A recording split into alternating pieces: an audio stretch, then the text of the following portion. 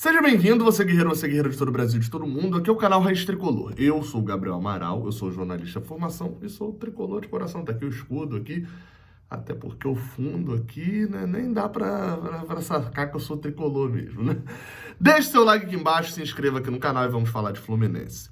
Mas antes, falar de um xbet. Na verdade, falar de um xbet e falar de Fluminense é a mesma coisa, até porque no xbet você vai lá, coloca o seu dinheiro, o link tá no primeiro comentário.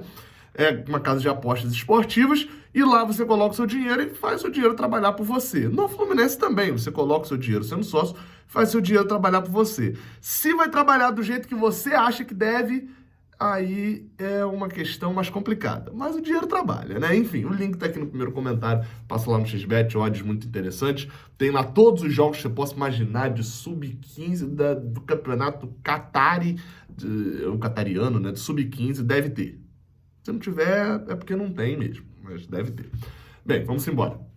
Notícia sobre Marcos Paulo. Você já leu aí o título, você já leu a thumb que diz: vai sair de graça? Isso porque o Vitor Lessa atualizou informações sobre Marcos Paulo. Bem, as novidades publicadas pelo repórter da Rádio Globo, a gente traz aqui e depois, como sempre, a notícia a gente traz aqui, a notícia que repórteres apuram, e eu, como jornalista e como tricolor também, né, não tem como separar uma coisa da outra também, no meu caso aqui, a gente faz uma análise do que está acontecendo. Bem, as informações trazidas por Vitor Lessa dizem o seguinte, que o principal, né, o que a gente chama de lead, que é a primeira parte, que é a mais importante, é de que o Fluminense se reuniu semana passada com o Marcos Paulo na segunda-feira, com a família, com o empresário, e tinha saído feliz. Porém, até agora, não foi feita uma contraproposta dos empresários por Marcos Paulo. Ou seja, da parte de Marcos Paulo, não teve uma contraproposta ao Fluminense em relação à proposta que o Fluminense fez. Lembrando, o Fluminense tinha feito uma proposta lá em agosto, quando percebeu que o negócio de transferência ia dar merda de Marcos Paulo, fez uma proposta, não renovou. E agora, em dezembro, já na beira do furacão, tenta a renovação a todo custo.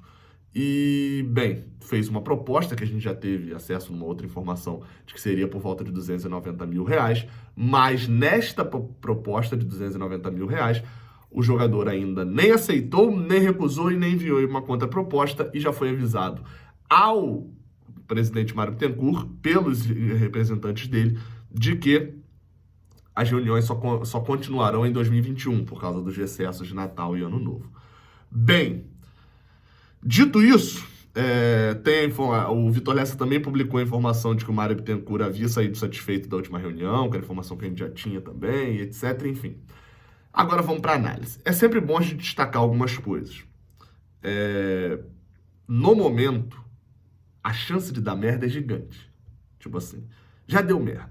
Eu acho interessante que muitos clubes, não vou usar todos porque tem clube desorganizado pra cacete aí, renovam com jogadores enquanto eles estão bem, para poder garantir a venda. Só o Fluminense. O Fluminense e alguns outros clubes desorganizados não conseguem fazer isso. A renovar em agosto já seria uma furada. O jogador estava próximo de sair, teria questão de venda e etc. Mas em dezembro do ano passado, mesmo o Fluminense colocando o Marcos Paulo como uma das vendas para 2020, renovar era essencial. Porque ó, se não vender, se você for mal nesse ano, você tem um contrato maior com salário bom e a gente, se você não for bem esse ano, tem a garantia de que você não sai de graça.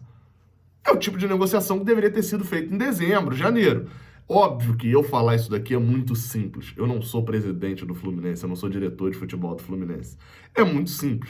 E eu gostaria de entender o porquê não foi feito isso. Eu sempre falo isso. Eu, como jornalista, tenho as minhas limitações. Gostaria de ouvir do presidente ou do próprio Palangione também, ouvir assim, ó, a gente não renovou isso daqui, porque senão a gente não teria caixa para poder fazer a contratação de Hudson. A gente não renovou aqui porque o jogador não quis. A gente não renovou...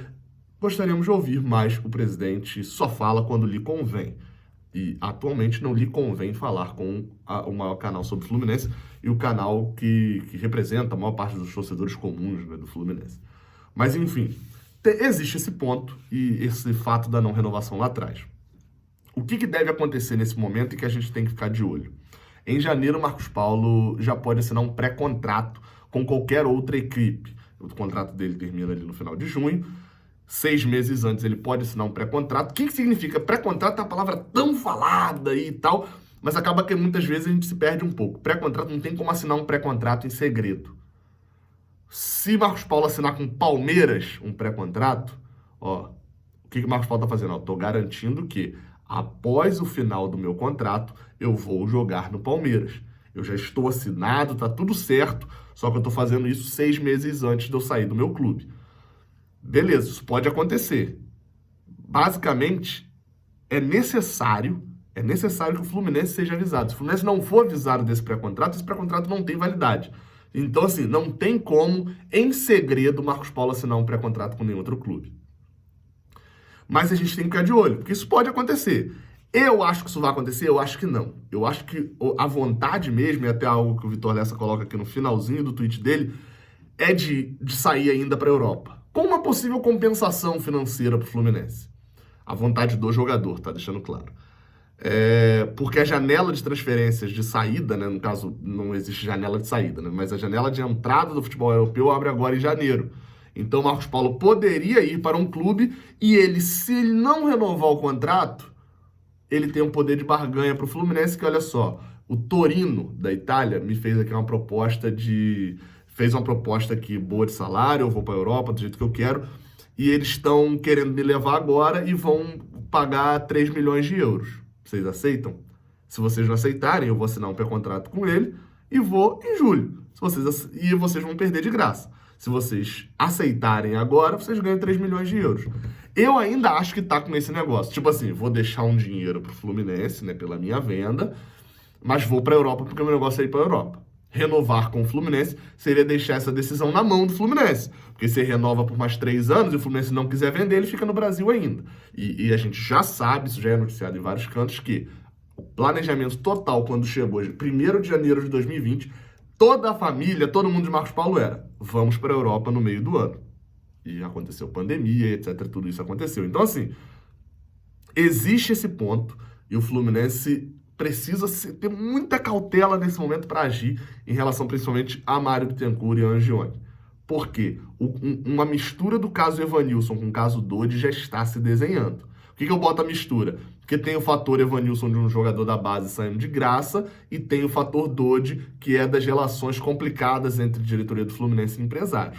A diferença é, apesar da torcida do Fluminense, e todas as torcidas acabam fazendo isso, pegarem muito mais no pé, terem uma facilidade muito grande de pegar no pé de revelações da base, dizer que qualquer revelação aí que jogou 3, 4 jogos mal é um pereba que só iludiu, tem uma facilidade muito grande também de ter carinho pelo jogador. E Marcos Paulo é revelação da base e tem muito mais carinho do que o torcedor tinha com o Dodi.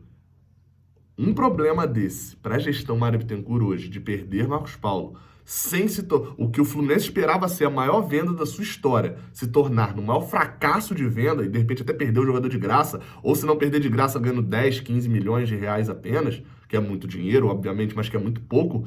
Não é. O Fluminense ganhou mais do que isso em euros na sua maior venda, que foi a venda de Gerson. Seria um baque gigante para a gestão Mário Bittencourt. E é sempre bom a gente destacar e deixar todo mundo informado. E não estou acusando nenhum jornalista, não estou falando de nada disso. O jornalista, ele tem fonte, se a informação é verdadeira, ele publica. E tem que fazer isso. Mas a gente sabe que existe uma forma de divulgação de... Toda notícia, ela parte de algum lugar. Toda fonte de jornalista está em algum determinado lugar do clube.